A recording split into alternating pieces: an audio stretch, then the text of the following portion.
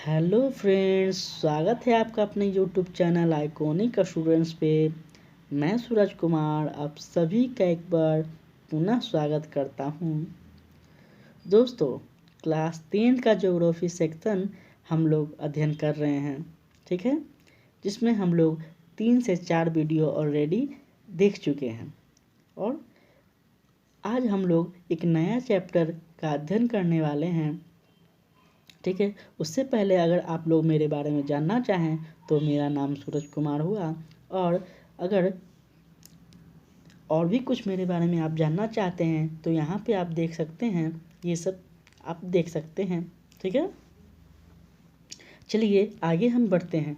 आगे हमारा चैप्टर है भारत संसाधन एवं उपयोग, जो कि ज्योग्राफी का सबसे पहला चैप्टर है। इसके अंतर्गत हम लोग कुछ पार्टों में बांटकर हम लोग वीडियो को देख रहे हैं, क्योंकि यह चैप्टर ज्योग्राफी का क्लास 10th में सबसे बड़ा चैप्टर अगर कोई है तो यह एकमात्र यह चैप्टर है, ठीक है।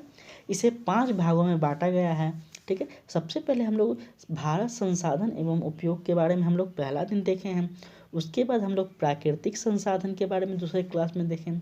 तीसरे क्लास में हम लोग जल संसाधन के बारे में अध्ययन किए हैं एवं चौथे क्लास में हम लोग वन्य एवं वन्य प्रणाली के बारे में अध्ययन किए हैं, ठीक है।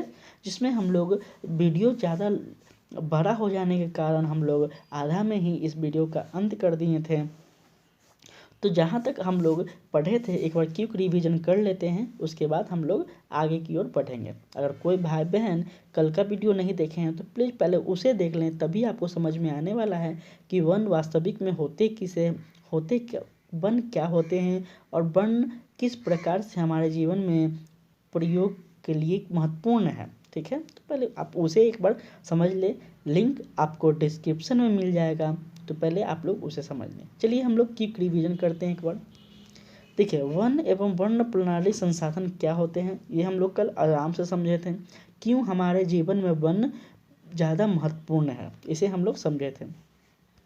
उसके बाद है हम लोग समझे थे कि वन एवं उसका संरक्षण किस प्रकार से किया जाए, इसके बारे में हम लोग बात किए थे, ठीक है। उसके बाद हम लोग बात किए थे कि वनों से हमें किस प्रकार से प्रत्यक्ष रूप से लाभ प्राप्त होता है, किस प्रकार से हमें जो मनुष्य के जीवन में हमें किस प्रकार से वन से डायरेक्ट रूप से वन हमें क्या लाभ देता है, इसके बारे में हम लोग समझे थे। और उसके बाद हम लोग समझे थे कि वनों से हमें अप्रत्यक्ष रूप से कैसे लाभ होता है। डायरेक्ट हम रूप से भी हम लोग समझे थे, इनडायरेक्ट रूप से हम लोग समझे थे, ठीक है। उसके बाद हम लोग समझे थे कि वनों के प्रकार क्या क्या होते हैं, कितने प्रकार होते हैं, इसके वितरण को हम लोग समझे थे, ठीक है। फिर हम लोग समझे थे कि वृक्षों की संघनता के आधार पर वनों को कितने भागों में बांटा गया है, तो इसे हम लोग देखे थे कि वनों को 5 भागों में बांटा गया था। इन 5 भागों को हम लोग एक एक कर देखे थे। इसमें ही हम लोग कल आधा पढ़ पाए थे, जिसके कारण कल का वीडियो थोड़ा बड़ा होने के कारण हम लोग आधा पढ़ पाए थे। जहाँ से हम लोग कल अंत किए थे वहीं से आज प्रारंभ करेंगे। तो चलिए हम लोग देखते हैं आज का नया विषय, नया टॉपिक जो है आर्द्र पतझड़ एवं प्रणाली। हम लोग कल पढ़ चुके थे, आज हम लोग को पढ़ना है सूक्ष्म पतझड़ एवं प्रणाली के बारे में, पर्णपाती के बारे में। चलिए देखते हैं सूक्ष्म पतझड़ एवं पर्णपाती वन किसे कहते हैं। ये वन 50 से 100 सेंटीमीटर वर्षा वाले भागों में मिलते हैं। सबसे पहले इम्पोर्टेंट है, यह वन का विशेषता बता रहा है कि यह वन कहाँ पाए जाते हैं, तो 50 से 100 सेंटीमीटर वर्षा वाले भागों पर मिलते हैं। यहाँ वृक्षों के साथ क्या पाया जाता है, झाड़ियाँ भी पाई जाती है, ठीक है। वृक्षों की लंबाई कितनी होती है इसकी, तो 10 मीटर होती है। अगर कोई वृक्ष 10 मीटर की आप देखते हैं तो आप समझ जाएगा ये पर्णपाती वन का वृक्ष है, ठीक है। विशेषता आप देख लेंगे। अब है मरुस्थलीय वन, इसके सूक्ष्म वन भी कहते हैं। किसे कहते हैं, मरुस्थलीय वन को सूक्ष्म वन भी कहते हैं, ठीक है। इस प्रकार के वन 50 सेंटीमीटर से कम वाले क्षेत्र पे मिलते हैं तथा वनों की कटाई और अत्यधिक शिकार के कारण वन पशुओं का भी ह्रास होता है, ठीक है। इस स्थिति में यहाँ तक कि पहुँच गई है कि बहुत से वन्य प्रणाली विलुप्त के कगार पर हैं, और ये बात बिल्कुल सही है। अगर हमने सबसे शुरुआत में मैंने क्या आपको बताया था कि वन जो हैं वो कहीं ना कहीं जंतुओं के आवास होते हैं, ठीक है। ये जो जंगल हैं, ये जंगल, इसी जंगल में ना जीव जंतु रहते हैं, वो हमारे और आपके घर में तो रहने नहीं आएंगे। अगर इस जंगल को हम लोग काट कर हटा देते हैं, इस जंगल का नाश कर देते हैं, तो क्या जीव जंतु कहाँ रहेंगे? वो तो बेचारे विलुप्त होंगे ही ना। तो ये बात है, इस बिंदु को आप लोग समझ लेंगे। वन जीवों से अधिवास पर प्रतिकूल मानवीय प्रभाव के 3 प्रमुख कारण निम्नलिखित हैं, इन्हें हम लोग समझते हैं एक एक करके। चलिए, प्राकृतिक आवासों का अतिक्रमण। जंगल, मैदान क्षेत्र, नदियाँ, तालाब तथा पहाड़ियाँ एवं तराई क्षेत्र वन्य जीव के लिए क्या है? आवास है। वन्य जीव कहाँ पाए जाते हैं? जंगल में पाए जाएंगे, बिल्कुल, मैदान में पाए जाएंगे, मैदानी क्षेत्र में, नदियाँ में पाए जाते हैं, तालाब में पाए जाएंगे, पहाड़ी एवं तराई क्षेत्र में पाए जाएंगे, यहीं ना पाए जाएंगे जंगली जीव, ठीक है। प्रदूषित जतीय समस्या क्या है? इसे हम लोग समझते हैं। प्रदूषण जतीय समस्या, प्रदूषण बढ़ने से अनेक समस्याएं उत्पन्न होती है।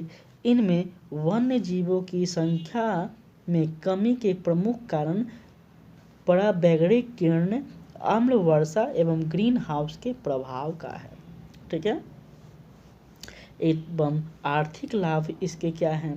तो आर्थिक लाभ को प्राप्त करने के लिए योजनाबद्ध रूप से खास प्रजातियां के पेड़ पौधे एवं जीव जंतुओं को स्थानीय या राज्य स्तर पर दोहित किए जाने से कई प्रजातियां संकटग्रस्त हो गई है, बिल्कुल हो गई है। अब देखिए क्या यहाँ पे बोल रहा है, योजनाबद्ध मतलब किसी खास प्रजाति के लिए, मतलब कोई खास प्रजाति से मतलब है कि कोई खास पौधा जो किसी खास चीज़ों के लिए, किसी खास कार्य के लिए प्रयोग में आ रहा है, तो उसका कटाई अधिक होगा ना। और उसका कटाई अगर अधिक हो रहा है तो क्या हो रहा है, उस जीव उस पेड़ पे, उस पौधा पे जो जीव जंतु रहने वाले हैं, उसका क्या हो रहा है? दोहन भी तो हो रहा है, उसका भी तो अंत हो रहा है, ठीक है। तो इसे हम लोग को समझना चाहिए, ठीक है। वन्य जीवों के संरक्षण के उपाय अब क्या हैं? तो इसे हम लोग थोड़ा देख सकते हैं। उसके बाद है वन्य जीवों के संरक्षण के निम्नलिखित उपाय का करना चाहिए, जो जो क्या है इम्पोर्टेंट है। जंतुओं के शिकार पर प्रतिबंध लगाना चाहिए, ठीक है। जो हमारे जीव जंतु विलुप्त हो रहे हैं, क्यों विलुप्त हो रहे हैं? यही सब कारण है जो इस पे प्रतिबंध लगाना चाहिए। पहला, जंगली जंतुओं की रक्षा के लिए जंगलों की रक्षा करनी चाहिए, ठीक है। अगर जंगल नहीं होगी तो जंगली जानवर नहीं पाए जाएंगे। वृक्षारोपण करना चाहिए, ठीक है। देखते हैं भारत सरकार और राज्य की हर एक सरकार अपने अपने राज्य में क्या कर रही है, पर्यावरण के लिए अब जागरूक हो रही है। जब धीरे धीरे विलुप्त के कगार पे है, तो अंतर्राष्ट्रीय संस्थाएं भी कुछ है जो क्या कर रही है, पर्यावरण के लिए चिंता जता रही है, ठीक है। जंगली जानवरों के शरीर से बनी वस्तुओं की बिक्री पर प्रतिबंध लगाना चाहिए। देखिए अब देखिए, जब उसके जो हैं मांस से, उनकी जो चमड़ी से जो वस्तु बन रहे हैं, उनकी डिमांड है, तो क्या करेंगे? व्यापारी तो बनाएंगे ही। व्यापारी का क्या काम है? व्यापारी का काम है किसी से मतलब नहीं, उनका व्यापार सही चलना चाहिए, उनको पैसा आना चाहिए, व्यापारी का बस यही काम है।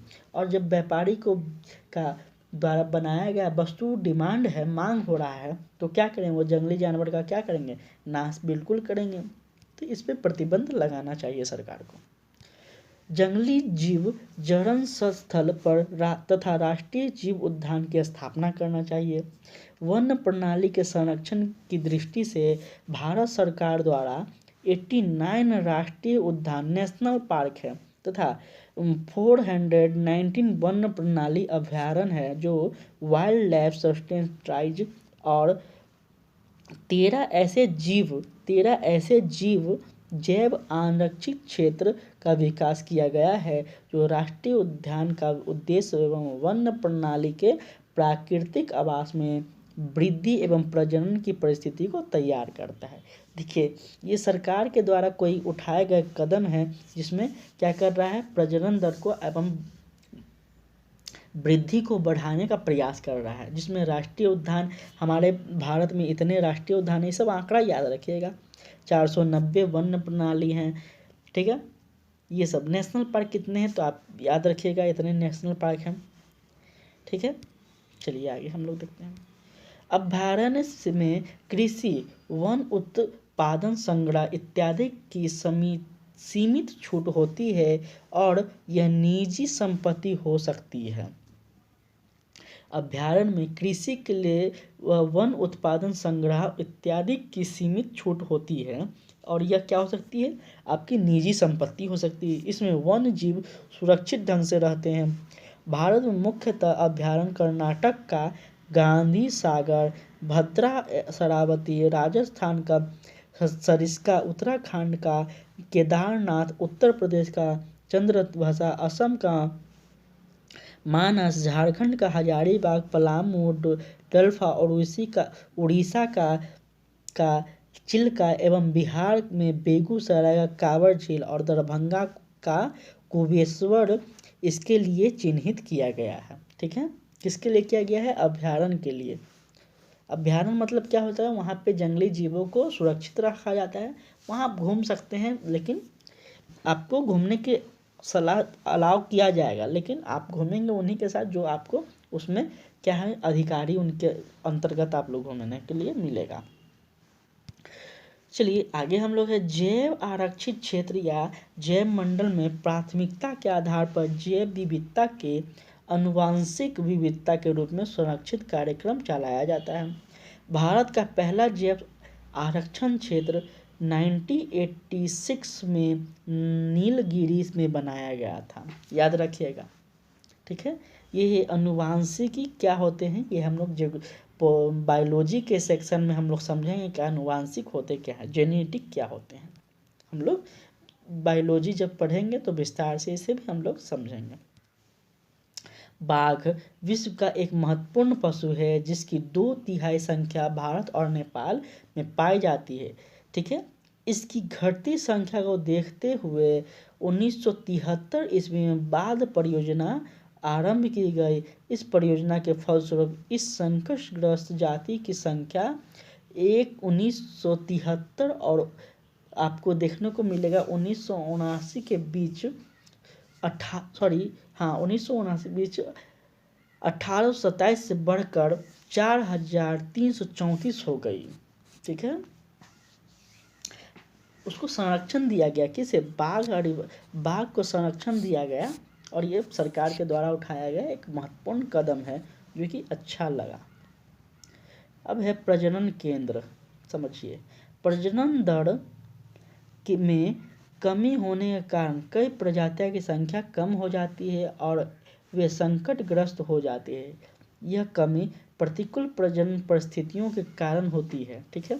यह कमी क्यों होती है, तो प्रतिकूल प्रजनन की कमी के कारण, परिस्थितियां के कारण होती है। अच्छे उन्हें प्रजनन दर नहीं मिल पाता, अच्छी उनकी सुविधाएं नहीं मिल पाती, इसलिए हो पाते हैं। ऐसे जीवों की रक्षा के लिए देश में कई प्रजनन केंद्र स्थापित किए गए हैं, जैसे मध्य प्रदेश में मुरैना में घड़ियाल प्रजनन केंद्र, उड़ीसा के नंदनकानन में सफेद बाघ प्रजनन केंद्र एवं राजस्थान में जयपुर के निकट जयपुर के निकट गिद्ध संरक्षण एवं प्रजनन केंद्र बनाया गया है। सरकार द्वारा उठाया गया यह महत्वपूर्ण कदम है। अगर आपसे एग्जाम में पूछा जाए तो इन सभी के बारे में आप लिख सकते हैं, तो आपको अधिक से अधिक मार्क्स मिल देगा, ठीक है। पूछ देगा कि वन संरक्षण हेतु सरकार द्वारा क्या क्या कदम उठाए जा रहे हैं, तो आप इसे क्या कर सकते हैं, बता सकते हैं। चलिए आगे हम लोग देखते हैं समुदाय और वन संरक्षण के बारे में, इसे हम लोग देखते हैं। वन क्षेत्र में रहने वाले आदिवासी और अन्य लोग अपनी आवश्यकताओं की पूर्ति के लिए वन उत्पादन एवं वन जीवों पर निर्भर करते हैं, ठीक है। जो आदिवासी है एवं अन्य लोग क्या है, अपनी आवश्यकताओं की पूर्ति के लिए क्या करते हैं, वन उत्पादन एवं वनों के जीव पे रहते हैं, बिल्कुल ठीक है। वन संरक्षण में स्थानीय समुदाय की भूमिका के दो उदाहरण इस प्रकार है। पहले चिपको आंदोलन, हम लोग समझते हैं चिपको आंदोलन को, आपको पता होना चाहिए चिपको आंदोलन वन संरक्षण में महत्वपूर्ण आंदोलन एक उभर कर सामने आया, ठीक है। चिपको आंदोलन, यह आंदोलन सुंदरलाल बहुगुणा के नेतृत्व में किया गया और यह आपसे बिल्कुल पूछ सकता है, जब मैंने एग्जाम दिया था उस समय यह पूछा गया था, ठीक है। तो इसे आप लोग याद रखिएगा, जहाँ पे मैं लगा दूँ स्टार आप लोग समझ जाएगा, इम्पोर्टेंट है, ठीक है। चिपको आंदोलन शायद आपसे पूछा जा सकता है, ठीक है। ये किसके नेतृत्व में किया गया था, आपसे नाम पूछ देगा तो कौन था, सुंदरलाल बहुगुणा के नेतृत्व में किया गया था। यह क्या था, अनपढ़ जनजाति द्वारा 1927 में उत्तराखंड के टिहरी गढ़वाल पर्वतीय जिला में प्रारंभ हुआ था और काफ़ी प्रसिद्ध हुआ था यह चिपको आंदोलन, ठीक है। क्या हुआ था, ये चिपको आंदोलन काफ़ी ज़्यादा प्रभावित हुआ किया गया था, समझ रहे हैं। एक मिनट में चिपको आंदोलन के बारे में थोड़ा आपको और समझाने का प्रयास करता हूँ। देखिए,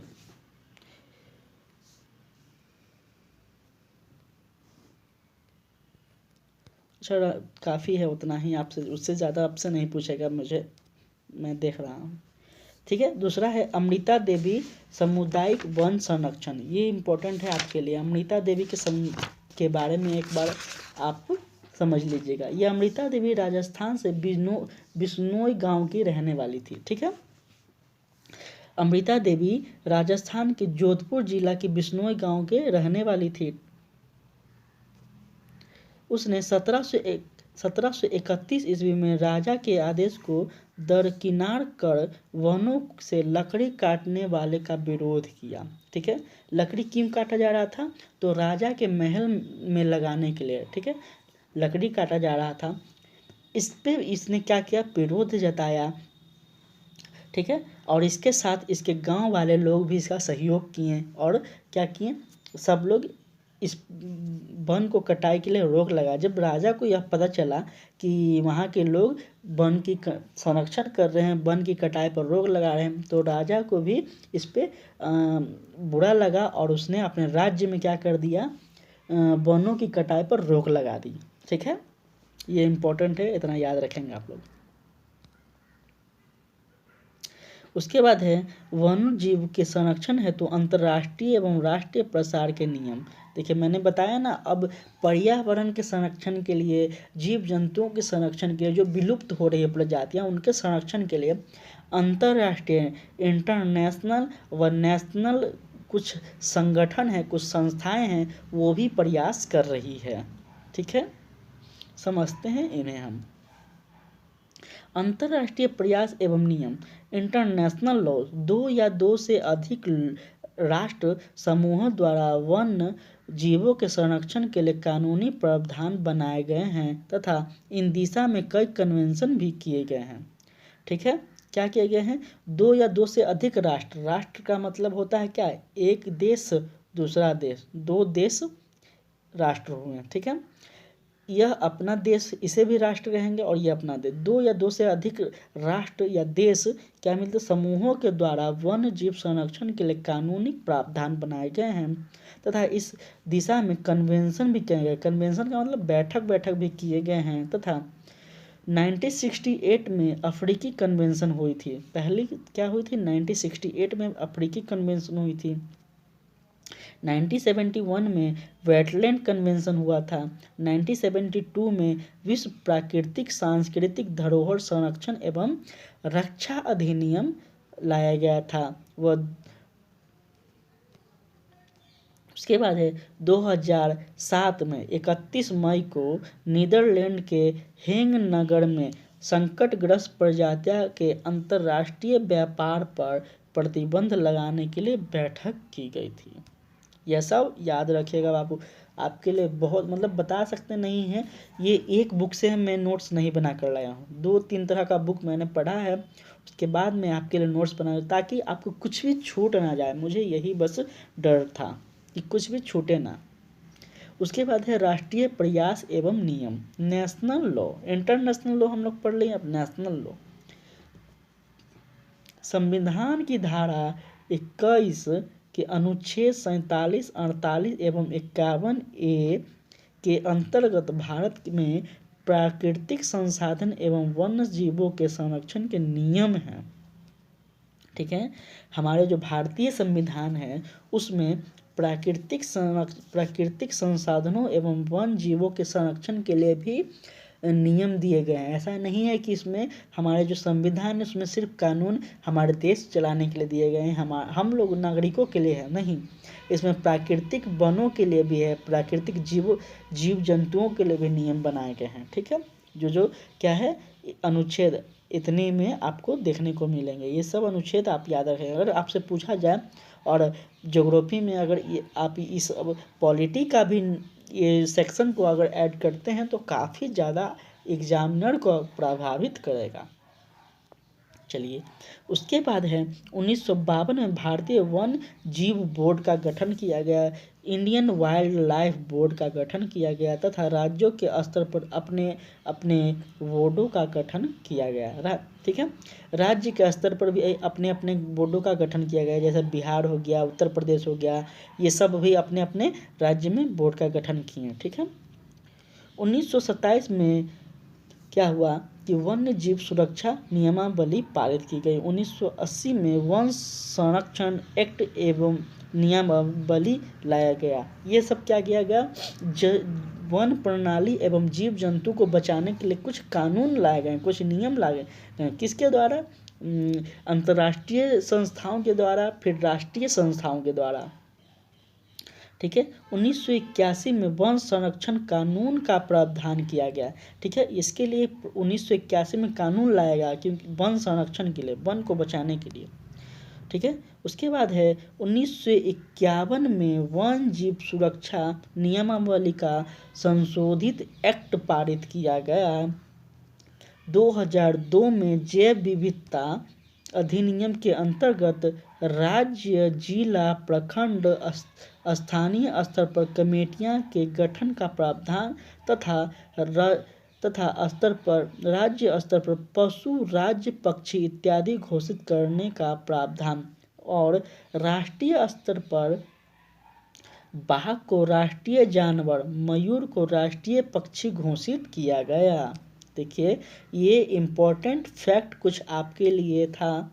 ठीक है, जो आप याद रखेंगे 2002 का, बहुत ज़्यादा इम्पोर्टेंट है। ऐसा मत सोचिएगा कि सिर्फ यह एग्ज़ाम में पूछेगा तभी इम्पोर्टेंट है, आने वाले जीवन में आपको कभी भी इसका ज़रूरत हो सकता है, चाहे वो आप 10th का ही बच्चे हों, 12th के बच्चे हों, या फिर कभी आप आगे किसी कंपटीशन एग्ज़ाम का तैयारी करें। तो पढ़ाई कभी छोटा और बड़ा नहीं होता है।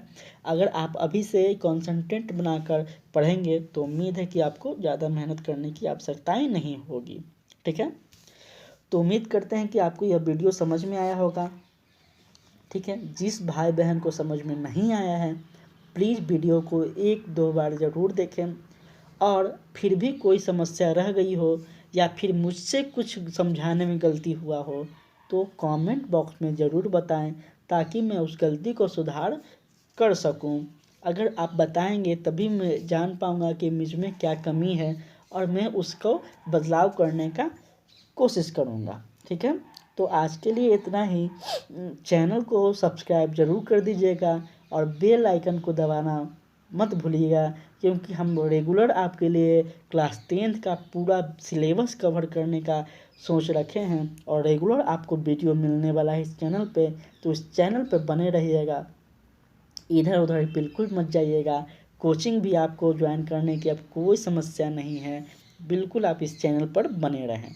ठीक है, कल हम लोग नए टॉपिक के साथ मिलते हैं। ठीक है, तब तक के लिए जय हिंद, जय भारत।